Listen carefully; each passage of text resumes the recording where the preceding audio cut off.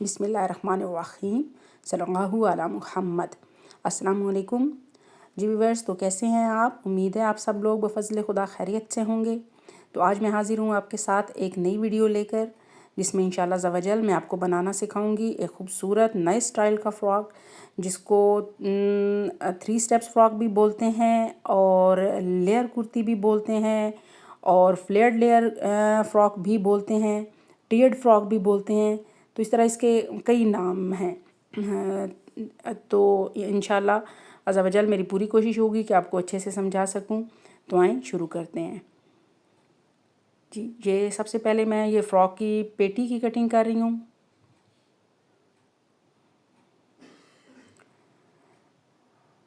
पंद्रह इंचज़ हमें पेटी तैयार चाहिए, जिसके लिए हमने इसको 16 इंचज़ रखा है, हाफ़ इंच ऊपर से और हाफ़ इंच नीचे से मार्जिन सिलाई का छोड़कर। तो तैयार हमारे पास 15 इंचज़ बचेगी।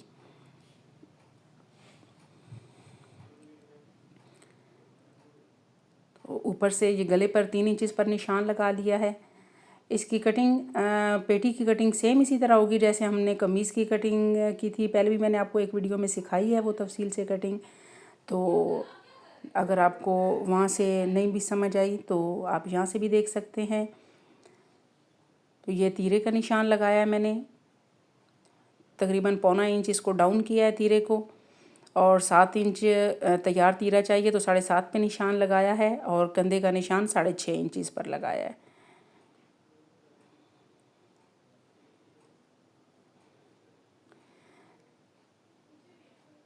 अब ये आर्म होल की कटिंग करेंगे। तो आपको बताया है जो फ्रंट साइड होता है फ़्रॉक का या शर्ट का, उसका आर्म होल इस तरह सीधी लाइन से तकरीबन पौना इंच अंदर की तरफ उसको डीप करके कटिंग करते हैं, और जो बैक साइड होती है उसको बाहर की तरफ।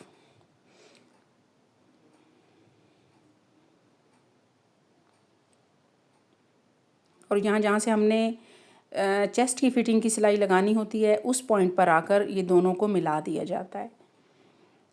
तो चेस्ट मुझे चाहिए 18 इंचज़ तैयार, वो मैंने निशान लगा लिया है। तो ये हमारी पेटी कट कर हो गई, तैयार हो गई है।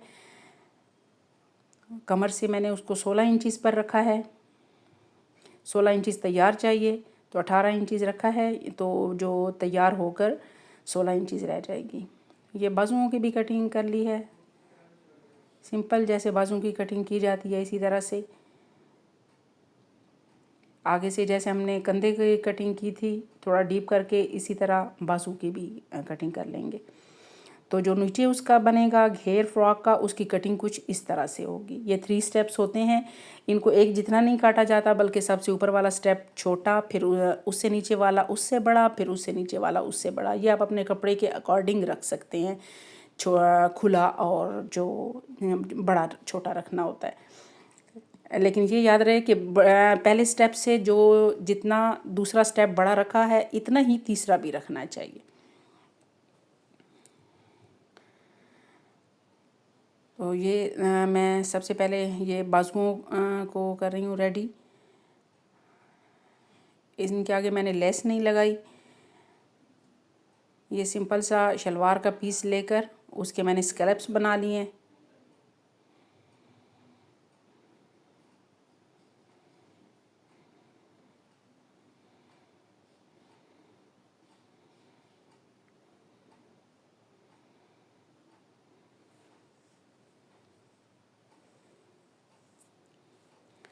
इनको सिलाई लगाकर अब पलट लेंगे और ये बाहर वाली साइड पर पलटेंगे।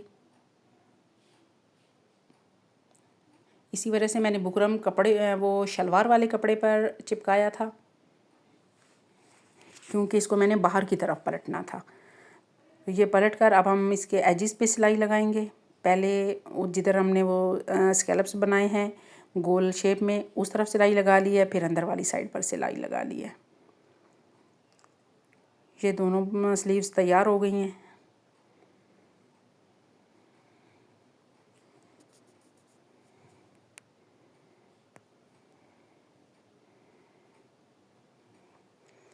अब ये स्लीव को मैं पेटी के साथ जोड़ रही हूँ।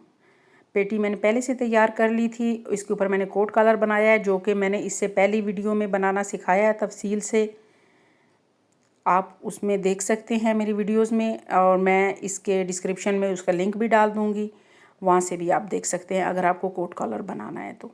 अदरवाइज़ अगर आपको कोई और गला बनाना है तो आप कुछ और भी बना सकते हैं।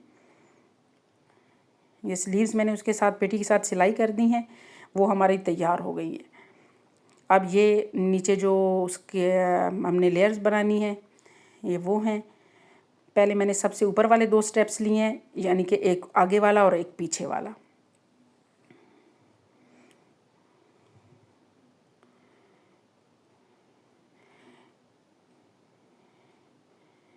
इनमें चुनट्स डालकर इनको तैयार कर लेंगे।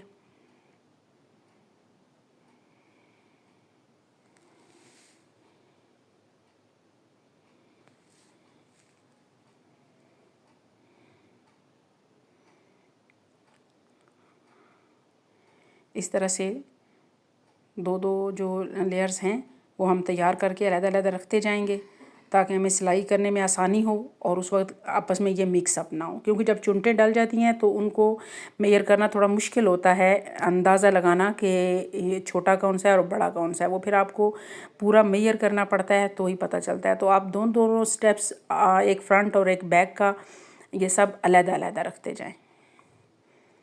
तो ये मैंने चुनटें डालकर इनको कंप्लीट कर लिया। अब इनको पेटी के साथ मैं अटैच कर रही हूँ। सबसे पहले सबसे छोटे वाला स्टेप पेटी के साथ अटैच करेंगे।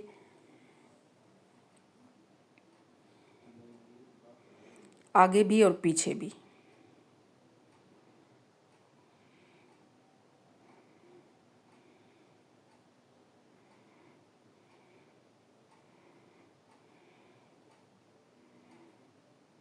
ख्याल रहे कि चुनटें जो हैं वो तमाम जगह पर इक्वल होनी चाहिए। जो पेटी के साथ हम पार्ट अटैच करते हैं वो कदरे आसान होता है, बल्कि वो काफ़ी आसान होता है नीचे वाली लेयर्स से। नीचे वाली लेयर्स चूँकि बड़ी हो जाती हैं तो उनके ऊपर अगला स्टेप जो अटैच करना होता है वो इनसे थोड़ा मुश्किल होता है, मतलब उनकी चुनटें इक्वल करना।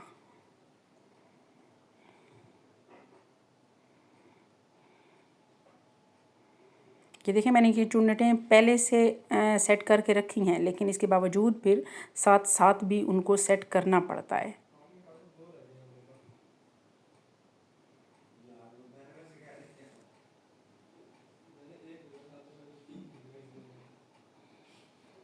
पहले मैंने बैक साइड पर अटैच किया है फर्स्ट लेयर को, और अब फ्रंट साइड पर अटैच कर रही हूँ।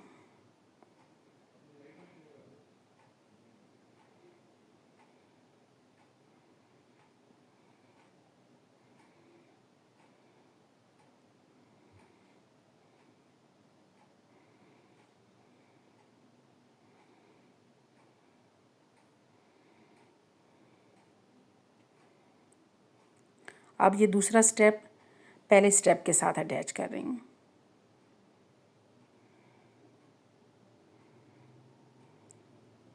इस तरह हम बारी बारी तीनों स्टेप्स आगे भी और पीछे भी सिलाई कर लेंगे।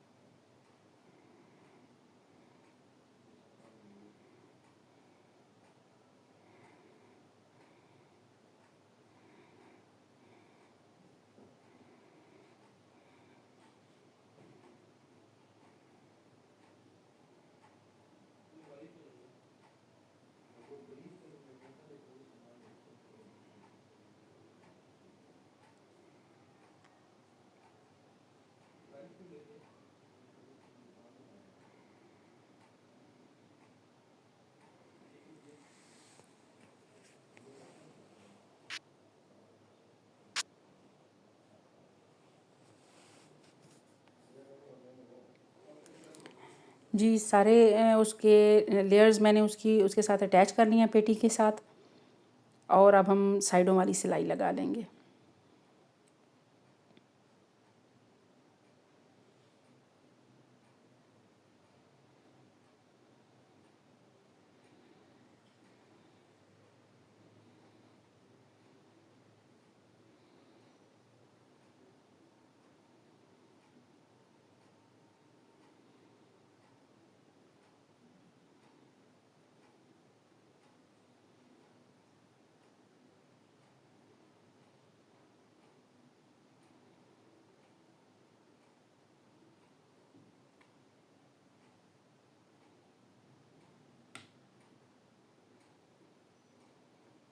जी साइडों वाली सिलाई भी हमारी कंप्लीट हो गई है। अब इसके नीचे मैं एक ये लेस लगा रही हूँ।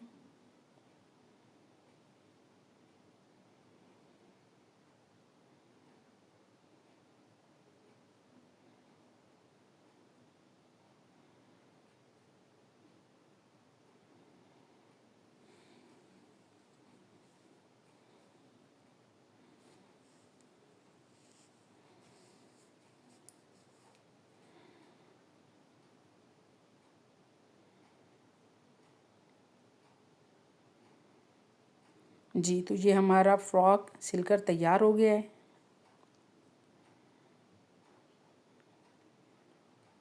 ये इसके नीचे लेस लगी है।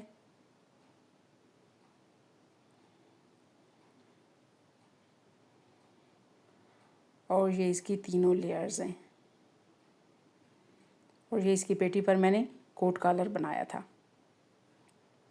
उम्मीद है आपको ये वीडियो भी पसंद आई होगी।